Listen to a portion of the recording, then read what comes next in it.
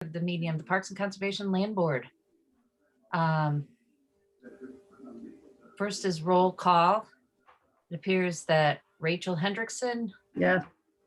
Richard Murphy, Noah Perlew, myself, Suzanne Foley Ferguson. It says there's 6 participants. Oh, and Andrew Mackey, yeah, that's correct. And then Also, myself. Yeah. and yourself, yeah, the executive director of the Scarborough Land Trust. Okay, did everybody get a chance to look at the minutes? Yes. Any changes, comments? No. All those in favor? Thank you, Rachel. Yeah, you do, Richard, you do? Oh, all in favor, yeah, okay, unanimous? Noah, you voted? Yes. Okay, all right. Before I start anything, I'm gonna stop sharing this right here. I just I just told the group here before the meeting that I apologize. I should have sent you guys each the detailed assessment form that Rick dug up so that you could actually have it printed out and see it for yourself, because I spend a considerable amount of time trying to figure out how the heck we're going to do this online as opposed to in person, because it's dealing with dealing with maps and whatnot.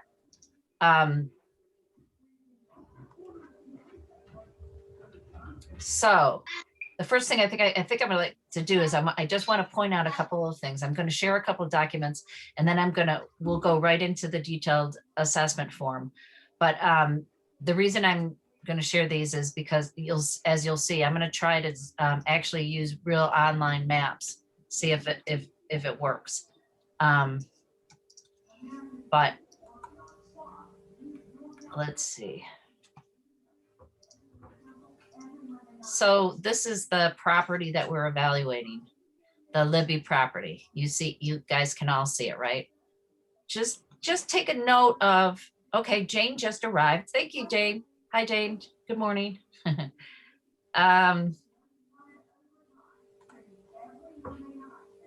Keep in mind that you're mute until you unmute, okay? So what I want you to look at this parcel, I just want you to see where I have the cursor going over the Nonsuch River where it crosses, and the river winds around. Whoops, I didn't mean to do that. But the river winds and it continues to wind. So the property is on both sides. You can see both sides of the river. But what I want you to notice right here is sort of where it stops after that second loop, about halfway on that second loop, and then it sort of goes. And the reason why is when we discuss the kinds of vegetation and percentages, you'll see that this little area here is more of a scrub, and this is more of a evergreen needle, and then over here is more of the broadleaf, and it'll show this in the wetlands. But I just wanted you to get it, keep an eye on the fact that we're at the loop, the second loop of the halfway, and then it comes down surrounding this house. I wanted to ask, actually, Andrew, while you're here, maybe we could ask, is this the owner's property, or is that just a total separate property? Totally separate property. Okay. And then one thing I noticed on, I'm going to stop sharing this one. And one thing I noticed on the topo, I'm going to try to share the topo one now. One thing I noticed here is that, and I don't know if this parcel, there's a little piece of property in between the Warren Woods and the parcel that we're talking about. And so the question for Andrew is, do you think that's just a fluke of this map? Or, I mean, are they adjacent, or is there actually a separation between the two there? That's variability in the map. It's shifted and so the property should be connected. It is abutted. Okay. All right. I just wanted to make it clear because that'll be coming up as a question for when it's clear. And then here you can see again how it loops once and then about halfway over to the loop, it sort of cuts off in this direction of 114. Okay, so I'm gonna stop sharing that right now. The detailed assessment form is, like I said, I emailed it to you guys, but I'm gonna share the very first thing that it asks is this in a flood zone? And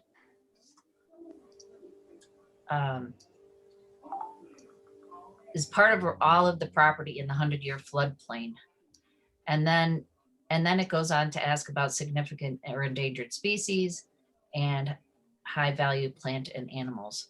So what I want to try right now is I have my tabs all set up to go into my browser, hopefully, and hopefully you guys can see the actual active map of let's see if it works. I don't know. All right, here I am. Now, let's see.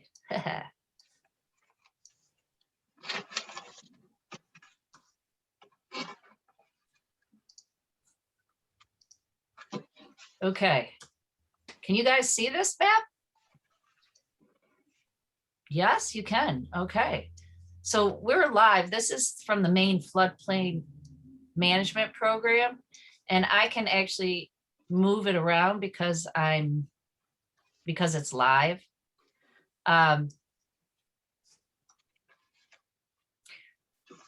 I said, I spent a considerable amount of time trying to figure out how we're going to, if we don't have the parcel right on the map, how are we going to say what percentage of the property is in the floodplain, or what percentage of the property is, has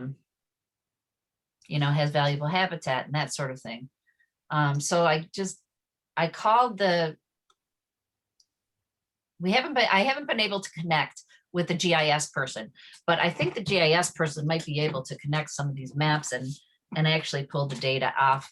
But just for our purposes, I wanted to just show you what's available out there. The layers in this is the main flood hazard data, 100-year flood data, and then the national flood. And if you look at this, the little orange or yellow dots, that's all what Maine says is the flood zone. And this is the national. And the reason I can do that is when I take off the Maine data, that's what happens. When I take off the national flood, that's what happens. The problem, so what you can tell though, if I change this to a topographic map, now you can see where the river comes in. And it's the same map, but you see where Maine sort of, Maine's is a little bit larger than, and also just so you know, these are preliminary maps because, they're in lawsuits. Nobody wants their property in flood zones. So it's in the courts now. We're all arguing about what is really a flood zone. So, in the past, we've visually marked off what we thought was the parcel onto a map to see whether or not, what percentage was in the flood zone.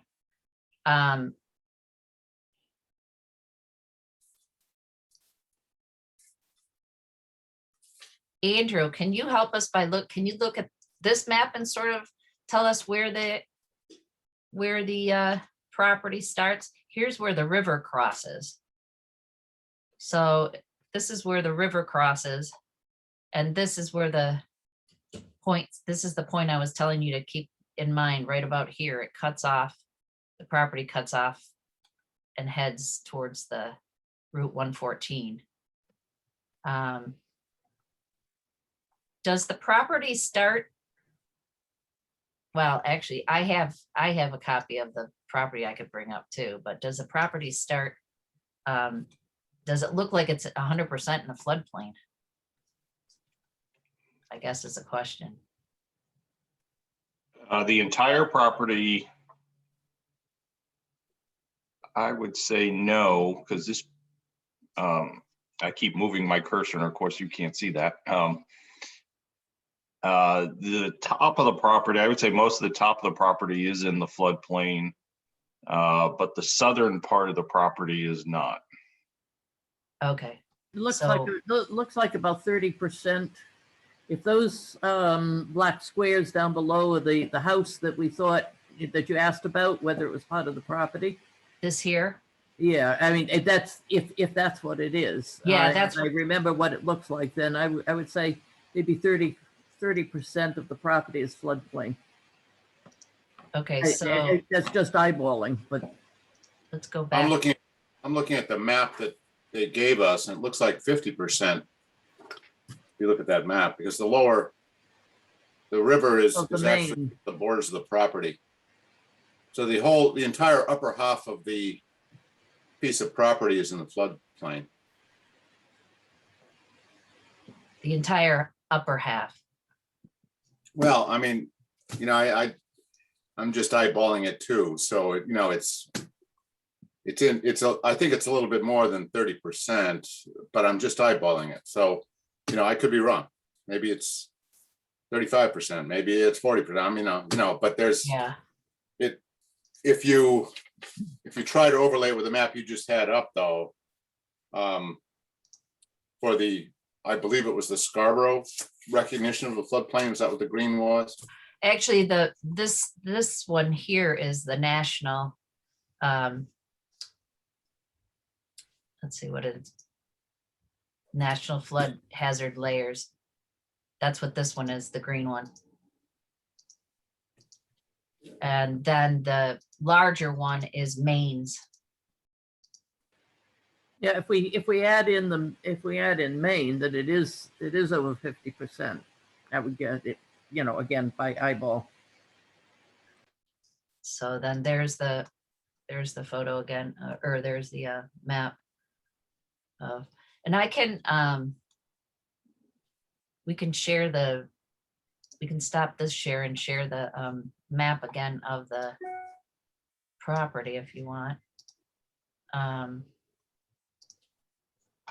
Although I think I already, Can I ask a quick process question here? you sure can.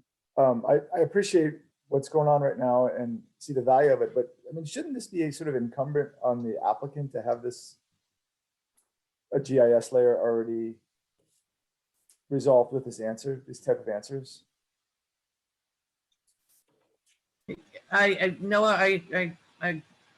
I'm coming to agree with you. We've not done that in the past, but it would be very helpful if the applicant had to fill out the questions on our assessment about the land, and then once we have those figures, we can figure out how much we're going to, you know, how many points we're going to give to those responses. Right. I mean, one way or the other, I mean, I use GIS regularly, and doing this sort of as an eyeball measure doesn't really pass the sniff test. It's a pretty easy tool, relatively speaking. It's a very exact tool, I should say. And I don't know, if the criteria is that 50% or more need to be in the floodplain, or if the criteria is that some of it needs to be in the floodplain, these are sort of two different benchmarks. It sort of seems reasonable that we could ask Andrew to get a GIS layer made just to answer that question. Richard has his So- hand up. I do. I have a comment on that. We happen to have a very skilled and accomplished applicant in this particular case, but that isn't always going to be the case. And so our process really needs to rely on our own work.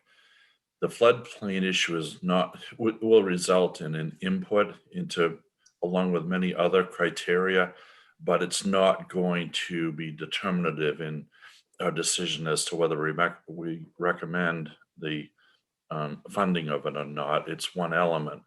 And so we always want to have an exact figure to work with, but it's not as essential as some kind of formula that we can use to approach future acquisitions, compare them to ones that have come in the past, try to get some kind of quantitative and qualitative method of assessing their relative values. So I don't think we should rely on the applicant, even though in this particular case, they're very skilled and very trustworthy, but I don't think it's a good process going forward. Richard, thank you. That's helpful context since I'm new to the committee. Yep. I've not experienced what other types of applicants. Could you just really briefly give me an example of who another applicant might be that wouldn't have access to these types of sort of tools? Well, what about the person? And we were really trying to address less the issue of a highly sophisticated potential buyer like the trust, although the land trust certainly is a big part of what we do. But an individual who is willing to sell land for conservation. Okay. So imposing any kind of penalty on them in terms of additional work they have to do in order to be willing to sell for conservation could be a mitigating factor under certain circumstances. Furthermore, I've been involved with this kind of stuff for 20 years, and Noah, I have no access to GIS. I mean, I'm glad that you work with it all the time. I think that's terrific, but the typical person doesn't have a GIS person they can go to and talk to. The town has some support, but they don't exist to serve each landowner and draw them maps and all that also. So, once again, great tool, but is it really as accessible to landowners as we think? So. I guess what I would say is after thinking about, especially since we're doing this on Zoom, and I said I spent considerable amount of time thinking how we were going to attempt to try to do this. I will say that it is possible that the town's GIS person, Micah, would help us. And he may be able to actually take the plot, the land, the parcel map, which the town has, and just plop it on top of, because you use it, Noah. Or perhaps you as a committee member could do the same thing if you know how to plop that parcel onto these different kinds of maps and then print them off. I think the land trust has some of that ability, but they don't do it in-house. They contract it out. Is that correct? Well, Andrew, I'm pretty sure, because usually it's by somebody else. And so we actually have some ability to do things in-house. you do? Okay. Larger projects we tend to contract out just because of the time involved. Okay.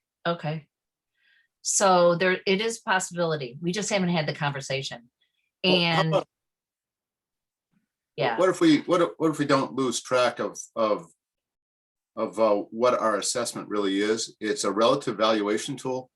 It's a whole bunch of different questions, and we provide a scale. We end up with a scaled number of points for each question.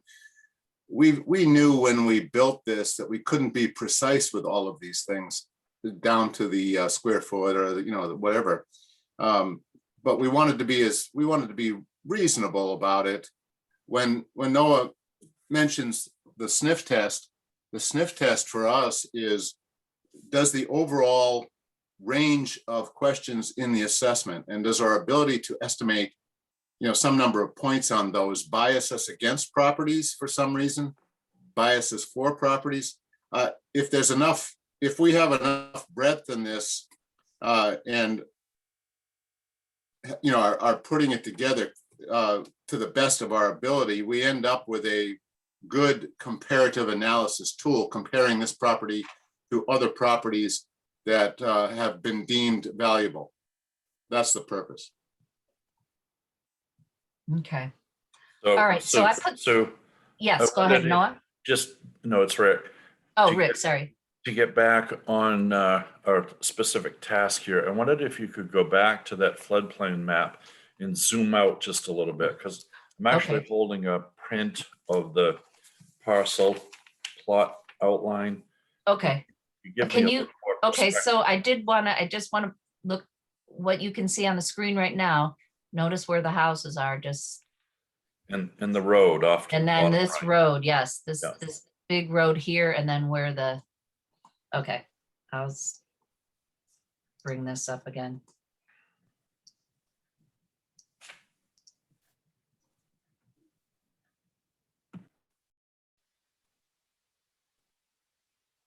Oh, it's not there to share. I'm not sure why it's not there to share.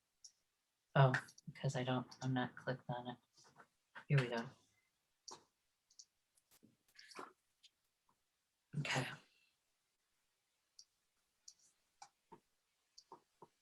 Is this what you wanted?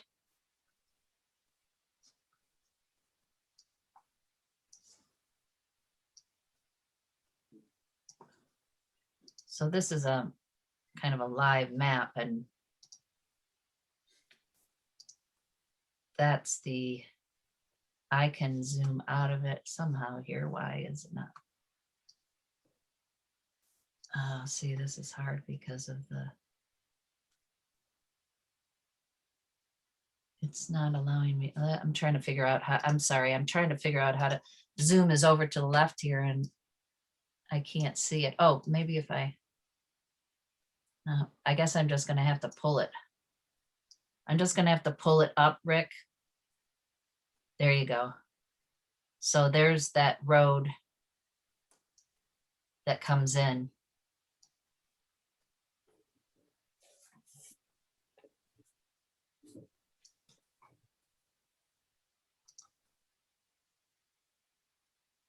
I don't know why. Okay.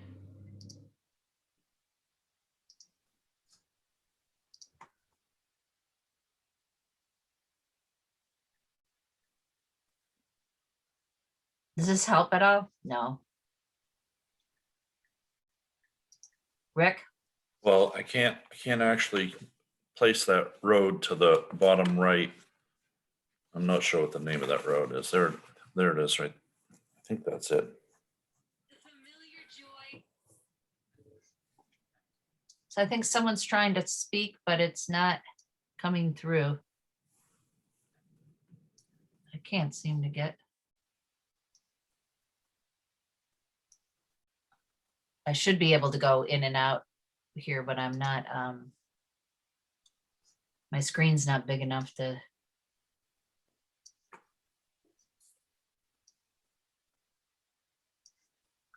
I don't know if, oh, there we go. No, that's. It's not giving me the in and out, but. I can't make it any smaller. You know what, if perhaps after, if I'm not, if you hold on just a second, I can stop to share it and then I can do it. Because that's part of the problem. Oh, boy.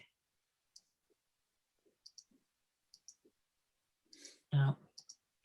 No, So Rick, are we still focusing on the floodplain component here? Is that? Maybe I I'm- agree. I agree. We're overdoing it. Yeah, I was just looking at I'm just looking at the spreadsheet now. I mean, truthfully, like it's a fairly small number of points that we're talking about here. And it seems like, you know, for this value, we could even just say, okay, a third of the property is in the floodplain. And that would be sufficient for the scale. I mean, the whole thing is only worth 20 points, I think, at the most. I'm fine with that. You know, so it's really not gonna have a huge impact on the score one way or the other. okay, so what is the consensus about the approximate percentage.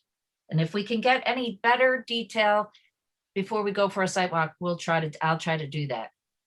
Either working with Andrew or with Micah from the town's GIS. So what's the consensus then? Anybody? I still argue for something more than 30%, just looking at the Okay. map, but once again, that is eyeballing, so I can understand. But it Okay. looks to me like a little bit more, so I would argue for 40%. That's totally fine. I really don't Okay. care. I Yeah, don't as think, long as we make it clear that this is an approximate estimate. That's all it Yeah. can be. That's great. Okay. We haven't ever been able to do one of these with a precise estimate of how much of the land was in the floodplain. Right, and if we say 40% and there's 16 acres, 16 and a half acres, what's 40% of 16 and a half acres? 6.6. So so let's say 7 points. Because it's 1 point per acre. Okay. And let's move on. Let's Yeah. move on. Good, Yes. good. And the next is plants and animals, correct? Do you guys actually, you don't have the sheet with you. See, this is why I probably should I was thinking I should cancel this meeting if you guys don't have you don't even have the detailed assessment in front of you, do you?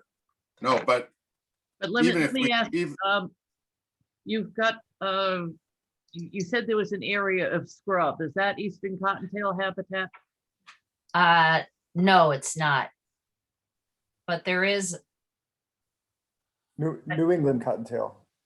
yeah, New England cottontail is what. Yeah, New England. But it is near there, but it's not,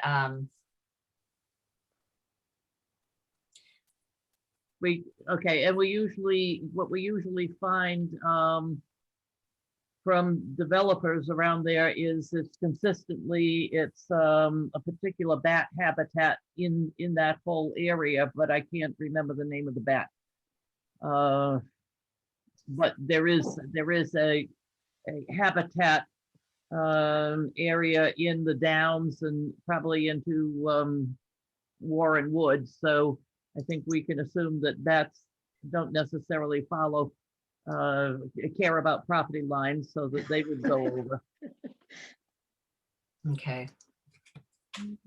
So, Sue, could I make I'd like to make a recommendation. sure. Obviously, we didn't design this thing to be done on Zoom calls. And furthermore, as Rachel and others pointed out last time, we're going to do this analysis, but then we're going to have to revise the total assessment, the detailed assessment, as well as the preliminary to reflect better current levels of knowledge.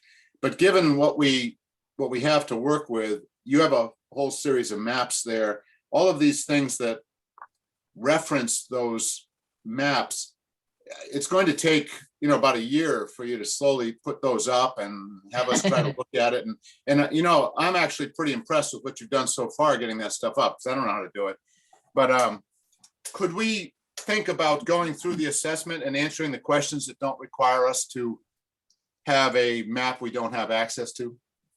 Oh, absolutely. The only thing is, I think almost every single one does require a map, but Then I would suggest that someone, you, if you can, would be to go ahead and answer those questions, and then we review what you came up with. Yeah, I would, I guess, Andrew, is time of the essence here. I don't, as folks start reviewing, I don't know if the land trust is under some sort of a time crunch to get things done. I mean, one way to start to approach this is to answer simple yes or no's. Is there habitat in there that is of interest? The answer is yes. And basically, now how much habitat we can find the answer to. But for the purposes of the land trust, it's possible with a yes or no that we get to some sort of preliminary advice for them in terms of the fact that we are interested or we want to go forward. And I just think it's going to take an awfully long time to find some information that provides us with confirmation bias if we already think that this is a very appropriate and a good parcel of land for the town to invest in. So I guess I'm recommending in some respects that we kind of back up a decision that we all may have in our own minds made and find the data that supports it for this piece of land if time is of the essence, while we then go forward with developing a better process or a process that meets with today's needs. Updated. Yeah.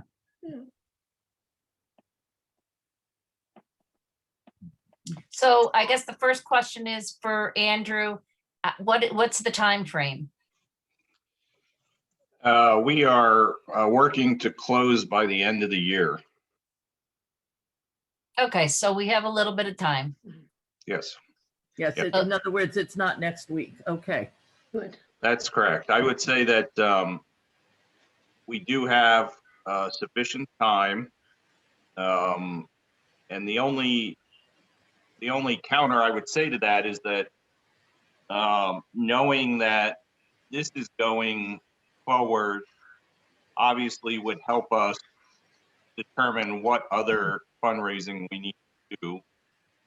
And it also helps support some of our proposals to other foundations and things like that. If we can say we have X amount of money already, that tends to make your application more appealing to those other funding sources. Yes, yes. Yeah. Okay, well, I just so you know, I have done a little bit of that, Doug. I have done a little bit of investigating of the numbers by myself, but I was trying to be, I was trying to share with you all the kinds of things that I'm looking at in the maps and whatnot. And I did actually start pulling just snippets of the maps so that I could share them with you if possible. So I'm more than willing to go back and answer some of these map questions and you know, work with, I don't know, you know, maybe even Noah, I don't know. Do you access it through your home, Noah, or do you do it at work? At work. Okay. It may be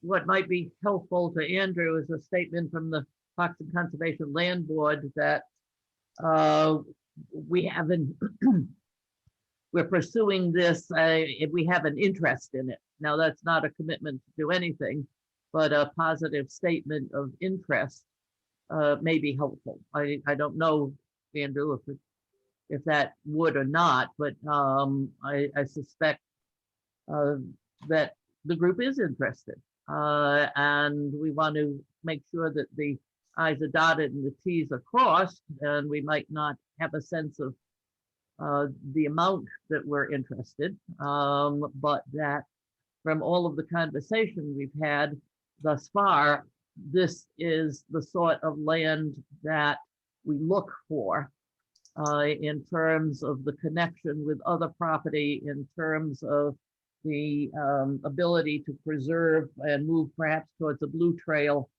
It just plain meets the criteria that we've used for other purchases, for other bonds, recommendations to go to the town council, but that we still need more work. So I don't know if it would be helpful for you to have some sort of a statement from this board that says we have an interest in pursuing this.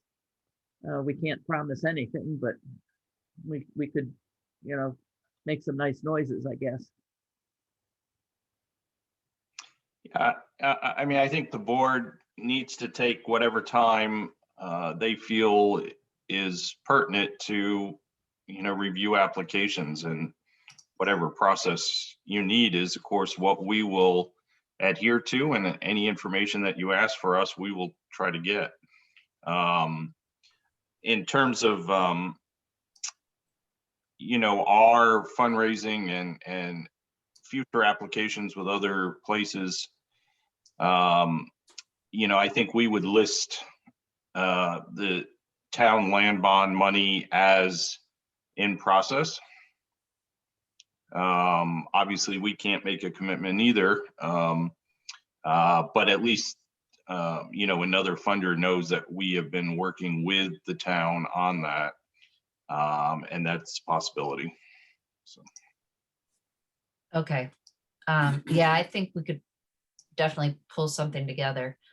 So I'm willing to go back and look at some of these details, and then we can meet again.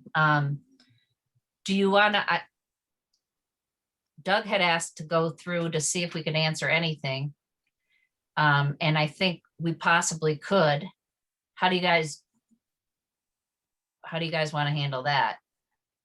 Do you want to just wait till I pull together some numbers?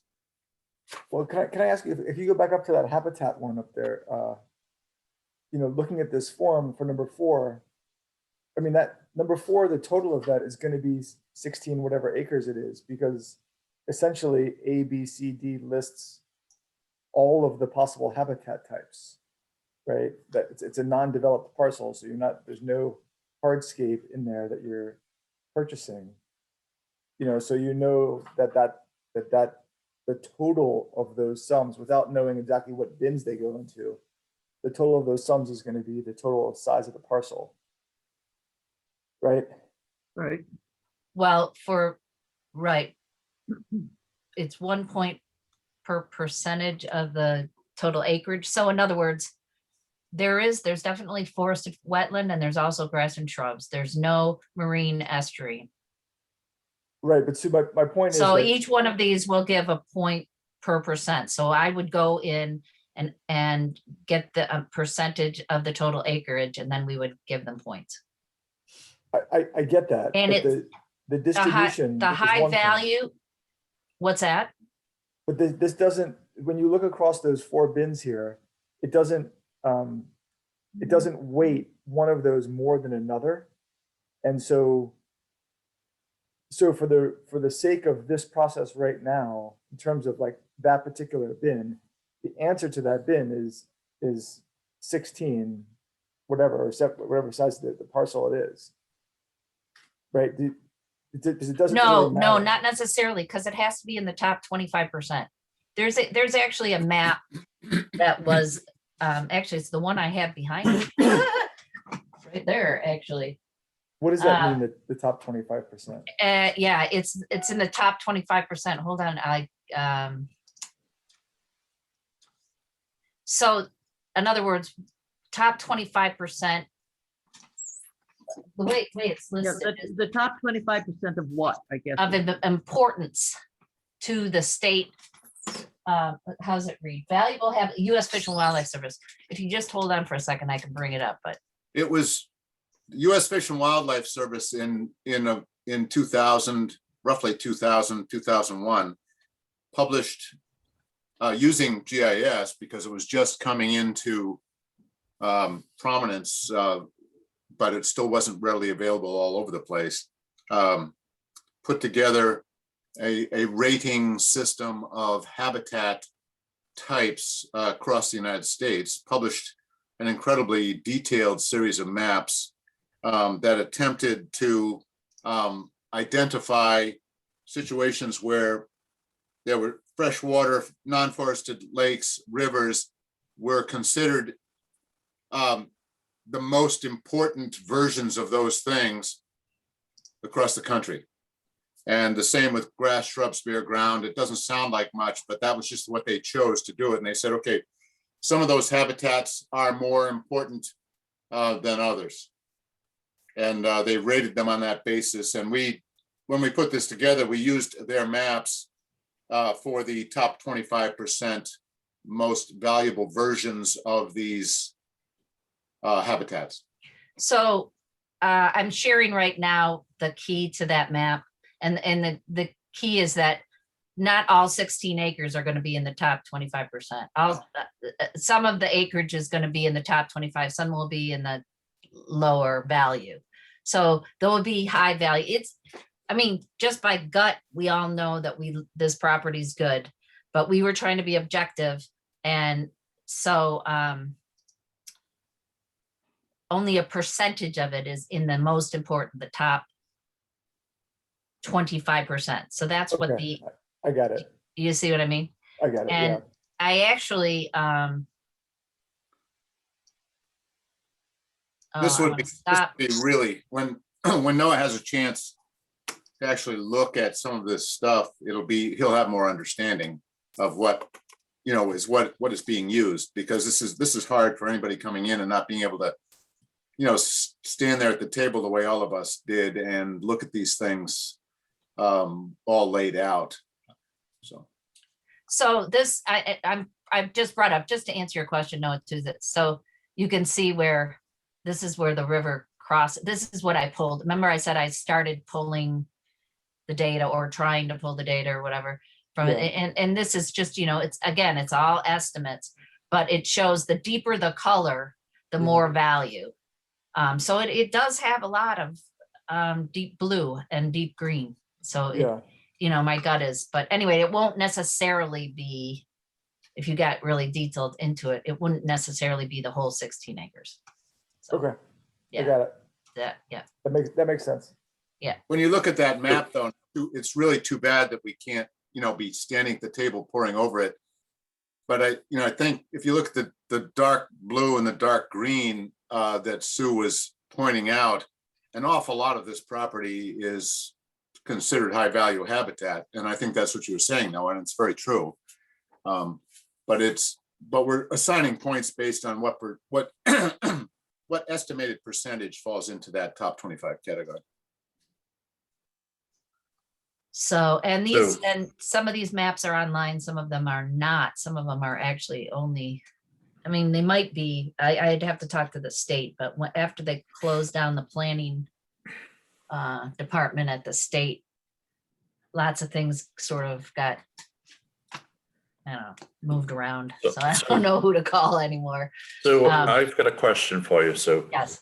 Did you say a few minutes ago that you've already started to work on this and have your own personal opinion? I kind of have. I mean, Could we spend the next 18 minutes or so, the time that we have left here, asking you to present your own opinion, your own assessment on this? If you have it all ready to go, I'd like to see what your opinions are, and then we can each add into that at some point when we have the materials in front of us. But I'd like to hear from you what you've already done so far. Well, I'm not really ready for that. All right. But Okay. what I can tell you is that there's definitely a mix of different types of wetlands. It's not just, it's forested as well as non-forested. There's the proximity of a pitch pine bog area, which is very valuable. The Nonsuch River up to not quite as far as the 114, but it is included probably up till Route 1 is included in the Scarborough Marsh focus area that the state and the state has like 5 different focus areas to protect wildlife habitat. And part of it is, water quality, even upriver water quality is going to be important. As far as the length of the river, I determined that the length of the river on both sides is 0.25 miles. So it's going to score really high on the riparian habitats.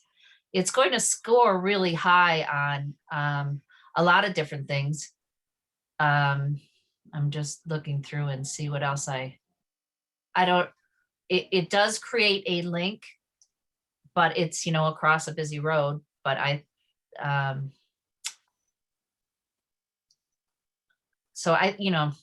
think that's about all I'm going to say is in this 250 wide buffer, the natural vegetation and stuff, that's gonna score really high. It's gonna be 100% of the property, basically. And so, and as far as endangered species, at first there's, in proximity, there are some species, turtles and the New England cottontail habitats, but those are all general areas type of thing. So it's not right on this property. It hasn't been identified, but it's certainly in the vicinity. And you could argue that the water on that property is valuable for any of those animals that would use it. The vernal pools that have been mapped, there isn't any vernal pools mapped on there. The only one I saw in Scarborough actually was near the Scarborough Downs property, which I was surprised at.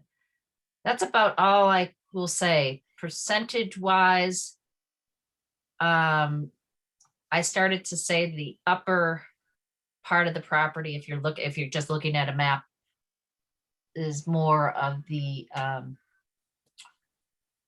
needled evergreens, basically. And then the bottom part is broad green or broad leafed deciduous trees. And yet that's all forested. So there might be some black spruce in there also, which is a bog plant, but we wouldn't know unless we looked at it. But it's got a variety, which is always good for a greater number of species. That's all. That's about all I could say. How's that, Rick? That's Well, good. Sue, Thank you. Okay. I guess what I was asking for is, we're trying to do a process that's dependent upon, 4, 5, 6, 8 people sitting around a table looking at the map and saying, okay, here's what we're seeing. I don't think we can really do this evaluation and get the points that we need without someone looking at those maps and saying, what percent of the total acreage actually is showing significant or endangered species habitat. You might have answered that question in this particular case. It sounded like 0, but even though it's adjacent to other ones, and that's fine. And then, and then we go on to number 3. I mean, do we have, you answered some of those too. No, clearly vernal pools. I don't know about old growth. Maybe peat bog, it doesn't sound like waterfall, it doesn't sound like it. So it sounds like, you know kind of where we are on that one, looking at the maps. And then when it comes to the high value habitat, you just showed us a map that suggested, now, I'm seeing it on screen, maybe I'm not correct, but that there was certainly a hefty portion of the property that was in that dark blue 25% area for freshwater, non-forested, et cetera. And it looked like there was a hefty percent of that property, just as most of Warren Woods is, in the dark green 25% high value habitat. That was a big rationale for putting money into Warren Woods, was the top 25% of that property that was in the top 25% grass, shrubs, bare ground, et cetera, habitat. So then, go down to number 5. I mean, look at the map, and does it provide protection to the saltwater marsh? I wouldn't say so, right? Number 6, parcel includes wildlife corridors. I'd certainly say it does. The issue is, 1 point per 100 feet, and we don't have any scaled map. We don't have any dimensions, and we don't have a scaled map, and that is going to limit what we can do. So anyway, walking through the pieces like that, you have the maps. Some of them you're actually able to show us like this, which is amazing. But I think we can get through this evaluation. I don't mean now, but we certainly can get through the evaluation, particularly if you were to look at it and say, given the maps, this is pretty straightforward. And then on another question, given the maps, I don't want to make a judgment on this on my own. Here's what this looks like. What are we going to do? Okay. I'm more than willing to do that. Do we want to schedule a site walk right now, or do we want to wait? I think that would be great. I think we should see the property. as soon as Okay. possible. Any preferences as far as times? And actually, Andrew, I want to make sure that you're available as well. I mean, I'm pretty much wide open. I mean, we're just hunkered down in our houses, go to the grocery store and back, Although I am getting geared up for the ice cream season, and Oh, good. I do have, and my mom's all vaccinated and my husband's all vaccinated, and so things are looking up. I'm open, wide open. I need us to do it before 1 p.m. most days. Okay. Do you guys, are you against weekends? I'm usually not in town on the weekends. Oh, you're not? I can't do mornings on Saturday and Sunday. No mornings on Saturday or Yeah. Sunday. Okay. Has to be after about 2 p.m.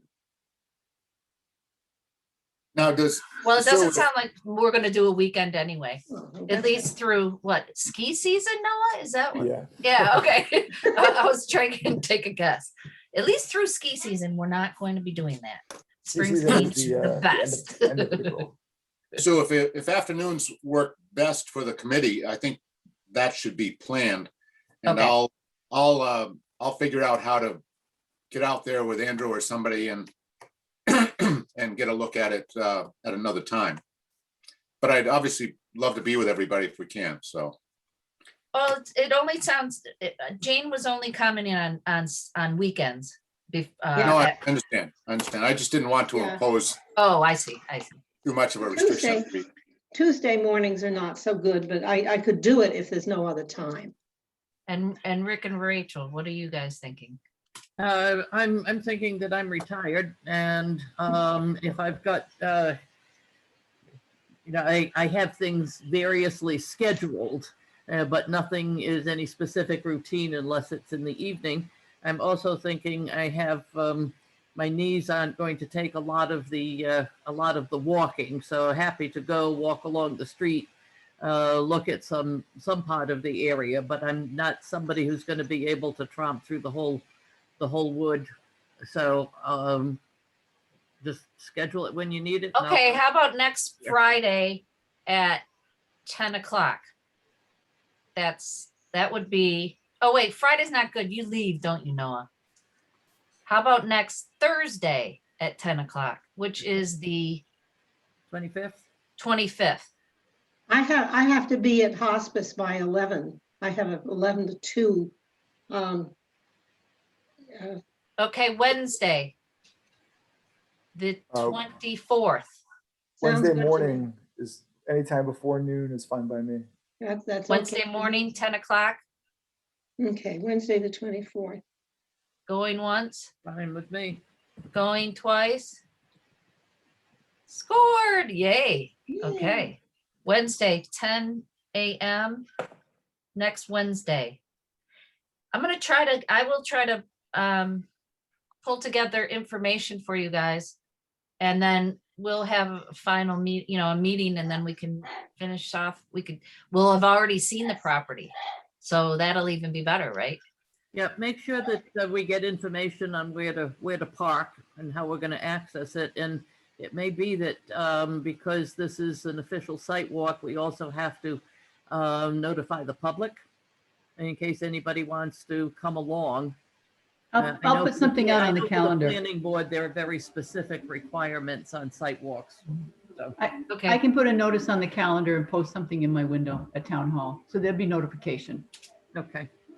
So I'll have to check with the landowner. The difficulty we've had in the past is parking, because there is no parking on the property. And Gorham Road is kind of a busy road, difficult to pull off on the shoulder. So we have parked in a neighbor's property before. So I can check with that.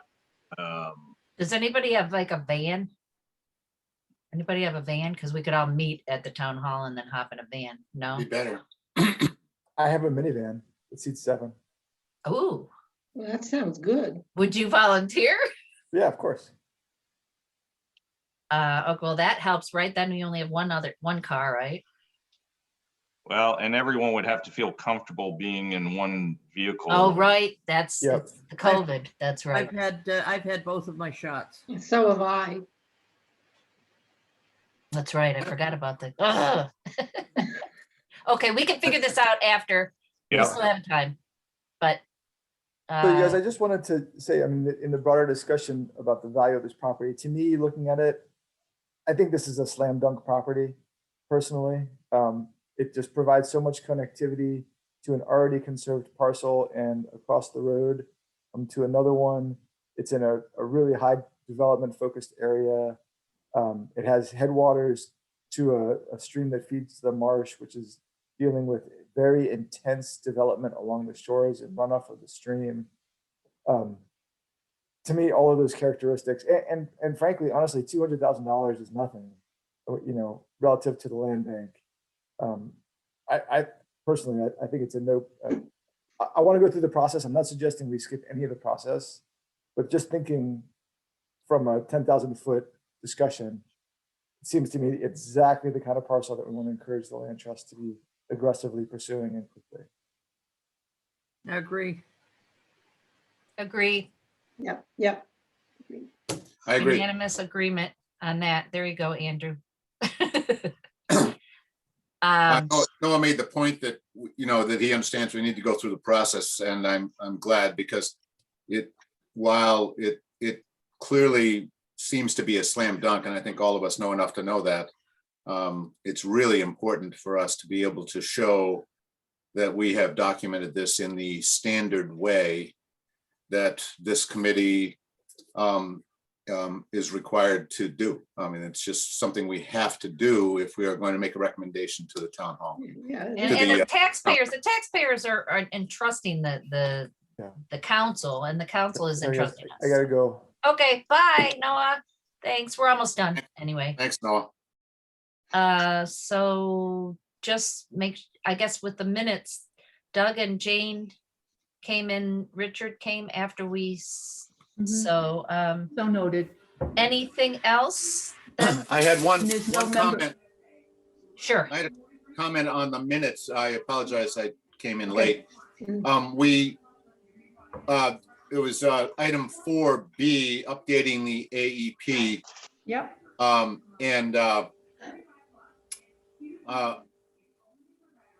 It made reference to the detailed assessment form, but we certainly should, after this process is done, we certainly should start the process of looking at both the preliminary and the detailed assessment forms and seeing where and how they could be appropriately updated.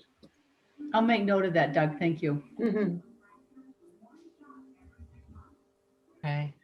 Tony, do we have to notify the town council that we're going to start that process? Is that within our purview, or is it something that that the town council asks us to do? I mean, who starts the ball rolling? Which process? They're already aware of it. Updating the The detailed AEP. assessment form. Yeah, you guys can go ahead and start that process. I believe Tom's already made the leadership team aware of it anyway, so yeah, you're fine. Okay. And if any of you, when I send the information to you, I'll also send perhaps links to the maps Oh, so that good. you yourself could go look at them if you wanted to. I don't know, is that something you'd be interested in, anybody? Yeah. Yeah. Yeah? Because Rick, I know you were asking about some of them, and I'd appreciate those, because I didn't even know that they were out there, so that's great. well, they only have the beginning with habitat ones they only have map 1, 2, and it's not even that clear when you go, they have PDFs of all of the maps though. And those are a little bit more clear and you can download those to your own computer.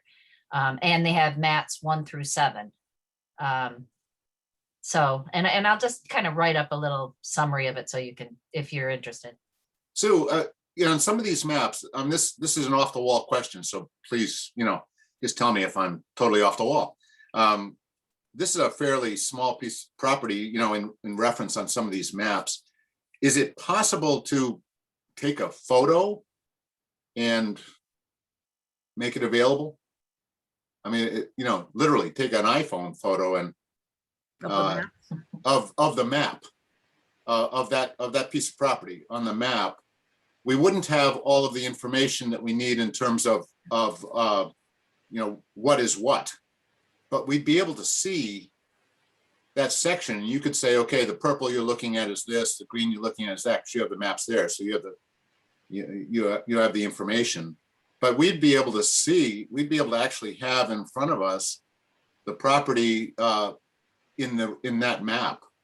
I don't know if that's possible or not. Yeah, I might be able to do that. I would just take the, basically what I would do is take the PDF and increase the size, zoom in on that one part, take the actual map, zoom in on that one part, and then send you guys that zoomed in part. Yeah, I could do that. Actually, And say, well, yeah. I was more concerned about the ones that that aren't online. Oh, yeah, yeah. You know, because I mean, if you take a picture and just put it out there, we would be able to see the relative size of the property versus, you know, whatever it is we're looking at. Yeah. You know, the colors, etc. So anyway, it's just an idea. Yeah, yeah. Okay. Would it be helpful for us to have a staff person assigned as a committee? I mean, most committees have staff people assigned. And I wouldn't want to, you know, name who it would be, but there are folks on staff who have backgrounds in conservation and mapping and quite a few other things. And as we get, as we start to approach a development of a new instrument, having somebody assigned who can do some of the footwork for us in between meetings would be helpful. Yeah, I'm definitely gonna try to get a meeting with Micah. But I think we have a liaison and I think it's a community services liaison, but I don't know how much they are involved in GIS or mapping. And I think for our purposes, I think the GIS connection is going to be most important. Has that liaison been notified of the meetings? Toady is looking right now. I can see her voice. All right, I can see her. You know, it's funny you asked that because I don't believe there is a liaison. Oh, I Let me thought there just- was. Huh. Let me just check. I just brought the, yeah, there is no staff liaison assigned to this committee. So that was a good question to ask, Rachel. Okay, well, we Maybe would it's like time we Micah. should. Once- We would once like somebody Micah is- to be assigned. Yeah, once somebody's assigned, they will answer the phone when we call, or know that they need to set aside some time to assist. Mhm. So yeah, I think as we I'll talk to go Tom. into the next generation of work of this committee, I think having a liaison would be very helpful. Yeah, I will talk to Tom when I go in the office today. Okay. The other piece that goes along with that, it's absolutely necessary for us to have someone who can support the committee if we're going to redo the assessments, because, you know, it's mostly what is available and where. And that's going to also include contacts perhaps at the state level so that we know what has been updated and what hasn't been updated in terms of all of these wildlife and resource maps. I'm sure that some have been, maybe some haven't been, but it'd be nice to have some way of talking to someone who can answer some of those questions. Well, I'm hoping that Micah will be able to just take that plot map and stick it on top of these maps and boom. But is he, my question is he knowledgeable about what's being done with with wildlife, with resource management, with all those things at state level. I doubt it. I don't think that's what he does. So, Well, Jamie Fitch is our conservation staff liaison, so maybe between the two of them, we can, Good. yeah, so. Good. I know I've gone back through several years and this committee has never had a staff liaison. Oh, I is don't remember Jamie, ever. think we've ever had a council liaison, have we? No, we haven't. No. is Jamie work in the planning department? Yes. She's Okay, down in the yeah. planning department, yes. Okay, so that probably would be good. Yeah. Yeah, I didn't want to volunteer her, but that's. Well, I can was ask if thinking she can about be at the used. time, because she had those connections both with planning and with conservation and would be able to gather some of the stuff we're interested in. I'll talk to Tom and Jay. Okay. So Sounds I do have another request. I still don't have the perimeter measurements on the property, which I need as part of this process. Now, there's obviously no, super hurry. I mean, I can do the calculation whenever we need it, but I'd love to at least know, get a map with some scale or something. I don't know if Andrew is still here. I haven't heard from Jeremy in terms of that. He was talking about trying to get me that. I mean, in the past, just having a map to scale allows me to estimate those perimeter measures. But I don't have anything even to scale, so with the property on it. Okay. So Andrew, you might be able to get us the measurements of, I'm looking you at said this. you have a survey, We do have a survey. Yep. so Doug, maybe, is it possible to just email, I mean, I don't know, is it possible to email a copy of the survey to Doug? Yes, I believe we have an electronic copy. But I also have a larger paper copy, if that's more helpful. Whatever would show, would show dimensions. That's where I'm trying to go, so. Right. I know sometimes the electronic copies, everything is so condensed that it can be difficult sometimes to read the stuff. What I'm going to do, Andrew, is I'm going to take the perimeter measurements, divide the property into geometric shapes that we can then calculate the area on. That's where it boils down to. So, and it might be 2, might be 3, and it's never absolutely precise because it doesn't need to be. We're just getting a relative value of that property shape versus other shapes. So, Doug, will you email me after the meeting at some point, and I'll arrange, this way I have your email, and I can arrange to get you whatever you need. If the paper one works better, I'll get you that. If you need it electronic, I'll get you that. yeah, sounds great. Yep. My email is A Mackey, M-A-C-K. No, I have it, Andrew. Okay, And actually you have mine too, but I'll email you. probably do. Okay. Anything else, guys? Everybody can make it next Wednesday, possibly? Everybody? That's good. Okay, we'll see you with masks on. And bean boots on, because it's going to be wet. Yeah, right. Exactly. All right. Motion to adjourn. So moved. Sounds good. All right. Goodbye, Thank you. everybody. Thank you. Bye-bye. And I'll try to get Sean. Thanks.